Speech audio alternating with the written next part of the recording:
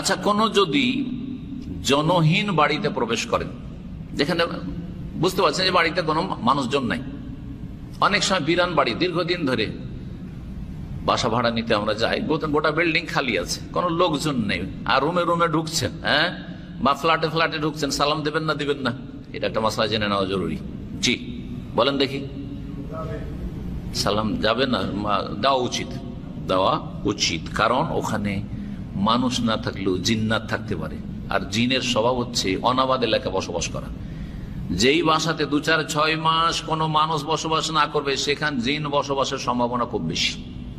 জি, যেন বিরান জায়গাতে জিন থাকে। বন জঙ্গল কেটে ফেলে দেন, ধীরে ধীরে জিন পালিয়ে যাবে। বসবাস শুরু করে দেন, মানুষ বসবাস করলে জিন কিন্তু আমরাকে ভয় পায়, আমরা জিনকে ভয় করি। এটা হচ্ছে আমাদের রোগ। জিন খুবই ভয় পায়, এটা আসলে শরীয়তের কথা। জিন মানুষকে খুব বেশি ভয় পায়, কিন্তু এক শ্রেণীর মানুষ জিনকে ভয় করার কারণে জিনের দাপট মানুষের উপর চলে। আর যে মানুষ মুমিন, দিনদার, পরেজগার, মুত্তাকি, কোরআন হাদিসের এলেম আছে, জিনকে ভয় করে না, যার তৌহিদ ঠিক আছে, তাকে দেখলে জিন ওইভাবে পালাবে যেভাবে উমর রাদিয়াল্লাহু তাআলাকে দেখলেই অন্যদিক থেকে শয়তান পালাইত, যে এই গলি দিয়ে আর চলা যাবে না, পালা এখান থেকে। জিন তাড়াবার সহজ উপায় হচ্ছে জিকির আজকার করা। জিকির আজকারের মধ্যে বিসমিল্লাহ বলে জিন অন্ধ হয়ে যায়। জিনকে যদি অন্ধ করতে চান, জিন যেন আমাকে দেখতে না, বিসমিল্লাহ বলে দেন। টয়লেটে ঢোকার সময় বিসমিল্লাহ বলে দেন, জিন থাকলেও দেখতে পাবে না। করেন না করতে হবে, এগুলো করা উচিত, ক্ষতি করতে পারবে না, কারণ অন্ধ হয়ে গেছে, ও দেখতে পায় না তো কিছু। আল্লাহু আকবার বলেন, শুধু আজানের আল্লাহু আকবার শুনলে জিন পালা, এটা তো হাদিস শোনা আছে, এটা আসল নয়। যে কোনো সময় আপনাকে ভয় লাগছে, একা আছেন, আল্লাহু আকবার, এমন চমকে উঠবে জিন যে পালাইতে দিশা পাবে না। এই যে নিউ মুসলিমরা যখন ইসলাম কবুল করে, আল্লাহু আকবার বলারই ফায়দা আছে, কারণ ওর কলবে বাসা করেছিল জিন শয়তানে। আল্লাহু আকবারের ধ্বনি শুনে জিন পালাতে দিশা পাবে না।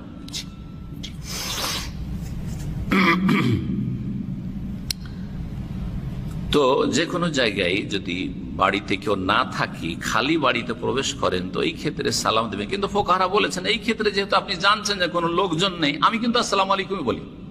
যখন তখন হোটেলে ঢুকতে হয়, আমি জানি যে হোটেলে কে থেকেছে, না দেয় কোনো কাফের থেকেছে, না কোনো বেদিন মদখোর থেকেছে, কে জানে, হ্যাঁ, কত পাপ হয়েছে এই হোটেলে রুমে, আল্লাহ ভালো জানে। সুতরাং বিসমিল্লাহ, আউযু বিকালিমাতিল্লাহি তাম্মাতি মিন শাররি মা খালাক, বিসমিল্লাহ বলার পরে আউযু বিকালিমাতিল্লাহি তাম্মাতি মিন শাররি মা খালাক, সমস্ত সৃষ্টির অনিষ্ট থেকে, জিন কেন, সমস্ত সৃষ্টির অনিষ্ট থেকে পানা চাইলাম আল্লাহর কাছে। তারপরে আরামসে আছি, কোনো চিন্তা নেই। জি, আর সালাম আলাইকুম বলি, প্রথমখানে ঢুকলে কি বলি, বলা উচিত সালাম আলাইকুম। তবে ফুকাহারা বলেছেন আসসালাম, যেহেতু মানুষজন নেই, সেজন্য আসসালামু আলাইনা ওয়া আলা ইবাদিল্লাহিস সালিহিন, আমাদের ওপর সালাম হোক, মানে নিজে কি সালাম দিলেন, আর আল্লাহর নেক বান্দাদেরকে সালাম দিলেন। নেক বান্দা জিনদের মধ্যেও আছে, তো যেন আপনি সালাম বলছেন যে এই জিন, তোমরা যদি নেক বান্দা হও, মুসলিম হও, তো তোমাদেরকে সালাম। আর কাফের জিন যদি এই রুমে থাকো, তো তোমাদেরকে সালাম নেই।